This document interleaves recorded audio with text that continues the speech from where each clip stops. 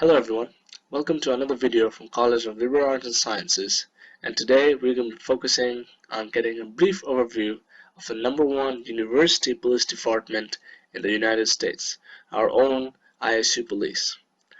So first and foremost, looking at the website, we get an overview about what happens when you call 911 and all the frequently asked questions and stuff, and I would definitely recommend you to follow ISU Police Department in terms of getting like brief news at the same time, as well as knowing what's going around in the community so that you're safe and secure.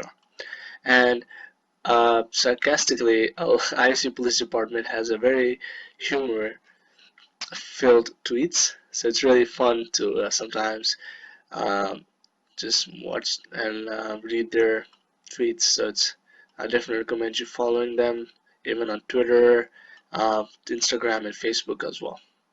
So first and foremost, I'll talk about the immense services ISU Police Department provide.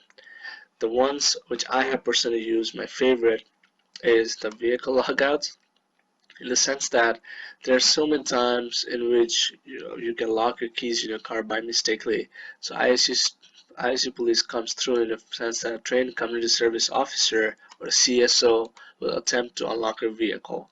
It doesn't guarantee that they will be able to, but at least they'll make an attempt, and most of the times it works. The only thing we need to be sure about is if it's located off campus property, ISU Police won't do it.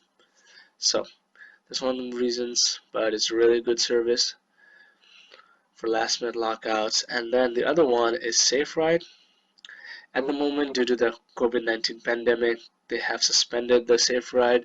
But when SafeRide used to work, and potentially in the future when it will work, it's a really good resource in terms of walking on campus during evening and overnight hours. Sometimes even the buses, they don't run after like midnight. A lot of buses don't run after midnight, some even after 10 p.m. or 8 p.m. So if you're feeling a bit uneasy and apprehensive and you need to make sure you're in the campus grounds and there's no buses, there's no way for you to get back home at the time, you don't have a car, or your car is at the shop or something, you can call this number, but its hours are only during the evening and overnight hours, 365 days a year. Me myself, coming out of the library at 2 a.m., there were no buses, I didn't have a car, I used to call SafeRide, and they used to come pick me up, and they already have an app, and it's really easy to just uh, put your from location and to, and that's about it. SafeRide will tell you how many minutes it's going to take to be there, and that should be it. So it's a really good service. I definitely recommend using it when it's active again. And the other big one is fingerprinting. So ISU Police provides us with a lot of security clearance for university facilities or background checks in terms of accessing or using vehicles owned by the university, and you need to get a background checks, or even getting a job or internship with the university and they can ask you for a background check. You can go to ISU Police and they can do it for you for $15. So this is a really good way, and me myself have used this for certain university facilities to get access to it, so this helps a lot. Even now, if you want to be part of this #1 police department for the university, you can go ahead and also choose to be a community service officer. You can see the responsibilities and check the student job board access plus for openings.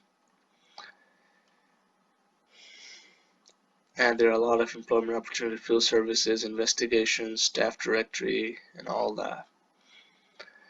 So reporting a crime, it's very easy, but it's very effective once you do it right away instead of waiting.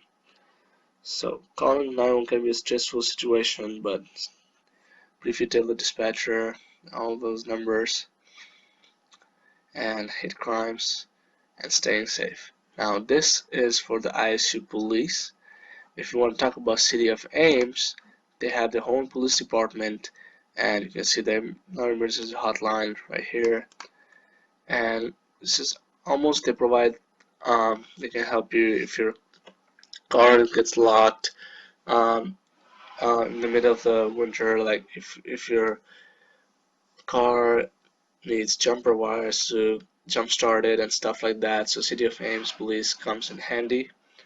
They also have a report crime stoppers, so to report any crime from your cell phone and to this app, it's very easy and very effective process as well.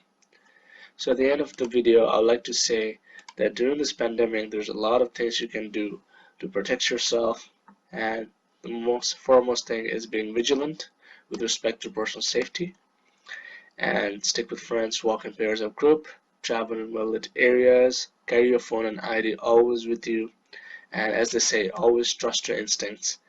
If it doesn't feel right, call police immediately. And it's very it's very effective to walk with a friend, or sometimes even like calling safe ride, because a lot of crime happens during the night. So it's really effective to use all these strategies to make sure that your personal safety is guaranteed. So please go ahead and go through the website as I guided, and you can find a lot of different options and a lot of different resources provided by the ISU Police Department. Again, please don't forget, they're always ready to reaching out to the ISU Police Department, so make sure you do that. And always remember the email TPS info as well as a phone number. Make sure you save it in your phone, 515-294-4428.